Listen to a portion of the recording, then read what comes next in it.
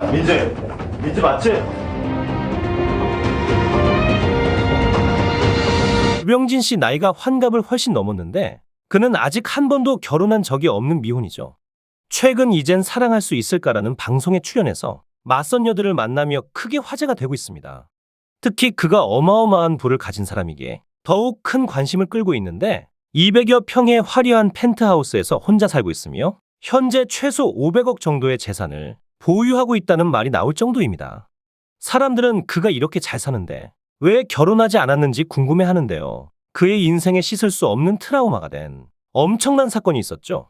그런데 그의 누명을 벗겨주기 위해 놀라운 활약을 한 인물들이 있었는데 그들이 없었다면 그는 평생 억울한 죄를 뒤집었어야 했을지도 모릅니다. 그들은 과연 누구일까요?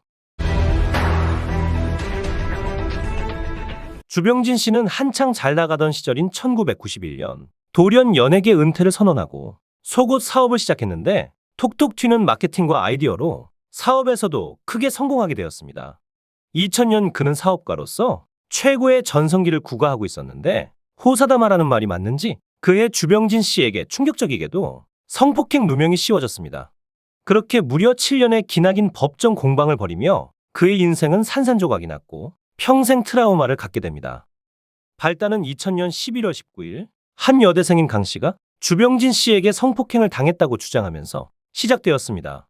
여대생은 경찰 조사에서 서울 용산구 이태원동 H호텔 가라오케 주점에서 다른 일행과 어울려 주병진과 함께 술을 마셨는데 그가 집까지 태워다 주겠다며 자신을 승용차에 태웠는데 주먹으로 때리고 성폭행했다고 주장한 것입니다. 주병진 씨는 경찰서에 자진 출두해서 억울함을 표시했죠. 그는 19일 새벽 자신의 차 안에서 여대생 강 씨와 합의하에 성관계를 가졌고 강 씨의 몸의 상처는 술 한 잔 더 하러 가자며 실랑이를 벌이던 중 생긴 것이라고 주장했습니다. 그러나 검찰은 주병진 씨의 말을 믿지 않고 구속영장을 청구했고 단 5일 만에 그를 전격 구속했죠. 그 후 보석 신청 끝에 석방됩니다. 석방된 이유가 있었죠. 주병진 씨가 피해자에게 상상하기 어려운 어마어마한 합의금을 지급했는데 이에 대한 자세한 내용은 차차 말씀드리기로 하겠습니다. 결국 큰 돈을 받은 피해자는 주병진 씨에 대해 관대하게 처벌해달라는 내용의 진정서를 제출해 보석으로 풀려난 것이죠. 사건 다음에 2001년에 열린 첫 공판에서 주병진 씨는 여전히 혐의를 부인했습니다. 그러나 법원은 징역 2년 6개월에 집행유예 4년을 선고합니다. 재판부는 공소사실은 모두 유죄로 인정된다고 말했습니다. 주병진 씨가 진실보다 이미지를 중시한 나머지 여대생에게 합의금을 준 것이 오히려 유죄의 정황으로 인정되었던 것입니다. 하지만 이는 나중에 경악할 만한 반전의 계기가 되죠. 1심 재판에서 유죄를 받고 한국 최고의 톱스타였던 주병진 씨는 하루아침에 성폭행범이 되어 도저히 얼굴을 들고 한국에서 살 수가 없었습니다. 밖을 돌아다닐 수조차 없어서 그는 잠시 미국으로 도피하듯이 떠나기도 했습니다. 모든 것을 포기하고 싶을 정도였고 심각한 우울증에 시달리며 극단적인 선택도 생각했습니다. 좌절이라는 것이 얼마나 무서운 것인가를 느꼈습니다. 그런데 끔찍한 사실이 밝혀지죠. 1심 재판 결과가 알려진 후 여대생이라던 강 씨가 놀랍게도 술집 여자라는 제보가 쏟아졌습니다. 그러자 주병진 씨와 절친했던 후배들은 주병진 씨의 억울함을 풀어주기 위해 강 씨의 추적에 나섰습니다. 이모 개그맨 후배가 서울 강남구의 모 룸살롱에서 일하고 있는 강 씨를 직접 만나 사실을 확인하죠. 이 후배 개그맨들의 정체는 차차 말씀드릴게요.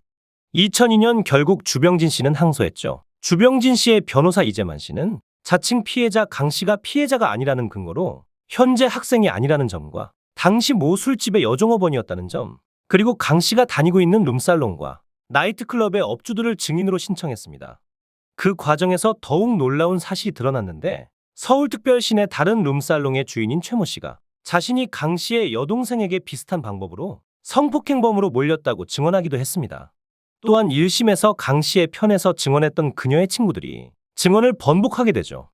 판세를 뒤집는 결정적인 증언을 하는데요. 특히 강 씨의 친구 신모 씨가 강 씨와 짜고 자신이 강 씨의 얼굴을 때렸다고 증언했습니다. 그리고 강 씨가 이 대가로 친구 신모 씨에게 수천만 원의 돈을 지불한 사실도 드러나게 되죠. 2심 법원은 주병진 씨가 자칭 피해자에게 강간을 한 사실도 그 과정에서 상해를 입힌 사실도 없다며 강간에 대해서도 무죄 판결을 내렸습니다. 그 후 3심인 대법원은 강간죄에 대해서는 이미 합의가 이루어졌기 때문에 무죄 취지의 공소기각 결정을 내립니다. 당시 법률상 강간치상죄는 합의를 해도 처벌되는 반면 강간죄는 친고죄였기 때문이죠. 무죄 취지의 판결을 받은 주병진 씨는 그동안 당했던 고통에 대해 도저히 참을 수가 없어 반격에 나섭니다. 2002년 7월 19일 자신을 고소한 여대생을 비롯해서 방송사 PD, 잡지사 기자, 의사, 경찰관 등 8명을 상대로 명예훼손 혐의로 고소했습니다. 주병진 씨는 고소장에서 수사 과정에서 일방적으로 고소인 강 씨의 말만 믿고 언론 등이 본인을 성폭행범으로 몰아세우는 바람에 명예가 크게 훼손됐다고 주장했습니다. 그 후 12월 6일 자신을 고소한 여대생과 당시 이를 보도한 모 방송사 등 4개 언론사와 취재기자 등을 상대로 모두 20억 원의 손해배상 청구 소송을 서울지법에 제출하죠. 이에 대해 2003년 7월 8일 법원은 A주간신문과 당시 소속 기자는 5천만 원을, 온라인 뉴스 제공업자 임모 씨는 1천만 원을 주병진에게 각각 지급하라고 판결했습니다. 주병진 씨를 고소한 여대생은 2003년 6월 지명수배되었으나 향후 행방에 대해서는 언론에 더 이상 보도되지 않았습니다. 최종 소송 끝에 2007년 6월 대법원은 주병진 씨가 2000년 성폭행 사건과 관련해 자신을 고소했던 강모 씨를 상대로 낸 손해배상 청구 소송에서 피고는 원고에게 정신적 고통에 따른 위자료 1억 원을 지급하라고 판결한 원심을 확정합니다. 결국 이 사건은 무려 7년이라는 법정 공방 끝에서야 종결되었는데 사건이 끝난 후에도 나락으로 떨어진 그의 명예는 쉽게 회복되지 않아 그의 인생 전체가 고통으로 물들어버리고 말았습니다. 그는 아직도 이 사건의 트라우마로 여성을 제대로 만나지 못한다고 얘기하기도 했죠. 그런데 이 사건 후에 놀라운 후일담과 그의 억울한 누명을 푸는데 결정적인 도움을 준 인물들이 속속 드러났습니다. 1심 판결 전 주병진 씨의 변호인인 이재만 변호사가 피해자 측에 무려 2억이라는 거액을 주고 고소 취소 합의를 했다고 합니다. 2000년 당시 2억이면 지금 시세로 치면 거의 20억의 버금가는 가치라고 할 수 있습니다. 강간치상은 친고죄도 아닌데 이런 큰 돈을 주고 굳이 합의를 할 필요가 있나 하는 회의적인 시각도 있었지만 결과적으로 이는 신의 한 수가 되었죠. 엄청난 합의 금액에 눈이 돌아간 강 씨의 어머니는 강 씨가 이미 다른 일당에게 나눠준 돈을 다시 내놓지 않으면 경찰에 신고한다고 협박했는데 이에 앙심을 품은 일당이 아까 언급한 것처럼 강 씨의 얼굴에 난 상처는 주병진에게 맞아서 생긴 게 아니고 나와 강 씨가 짜고 내가 강 씨를 때려서 만든 것이라고 폭로해버린 것. 결국 강 씨의 상처가 주병진 씨와 무관하다는 것이 밝혀졌고 따라서 이 사건은 강간치상 사건이 아닌 그냥 강간 사건으로 변하게 됩니다. 그리고 단순 강간은 친고죄인데 피해자가 2억을 받고 합의를 해줬기 때문에 결국 사실관계를 따지지 않고 재판을 종료한다는 판결, 즉 공소기각 판결이 내려지게 된 것이죠. 합의금으로 꽃뱀 일당의 내부 분열을 유도하고 결국 재판까지 종료시켜버린 일거양득의 한 수가 된 셈. 주병진 씨의 변호를 맡아 그가 꽃뱀에게 당한 피해자임을 입증해 공소기각 판결을 이끌어내고 아울러 그의 명예까지 회복시켜준 이재만 변호사는 이 사건을 계기로 연예계에서 매우 유명해져 연예인들이 문제가 생겼을 때 단골로 찾아가는 변호사가 되었습니다. 또한 이 사건으로 주병진 씨가 후배 개그맨들에게 얼마나 많은 신망을 받고 있었는지도 드러났죠. 이성미, 이경실, 박미선 씨 등 후배 개그맨들은 주병진 씨의 누명을 벗겨주려고 사방팔방을 돌아다니는 일도 있었다고 합니다. 강 씨가 술집 여자라는 제보를 받고 증거를 잡기 위해 무려 100군데의 룸살롱을 뒤지기도 했다고 하죠. 라는 게 왜 이렇게 몰라주나, 왜 이렇게 우리가 진실을 얘기하는데 왜 아무도 우리의 외침을. 이때 이 사건을 해결하는데 결정적으로 기여를 했던 인물은 바로 후배 개그맨 이휘재 씨였습니다. 이휘재 씨는 당시 빡빡한 스케줄에도 불구하고 스케줄을 다 끝낸 시각이나 어쩌다 스케줄이 없는 날에도 강 씨와 그의 지인이 있는 룸살롱 및 주점을 샅샅이 뒤져 주병진 씨의 억울함을 해결하려고 했다고 합니다.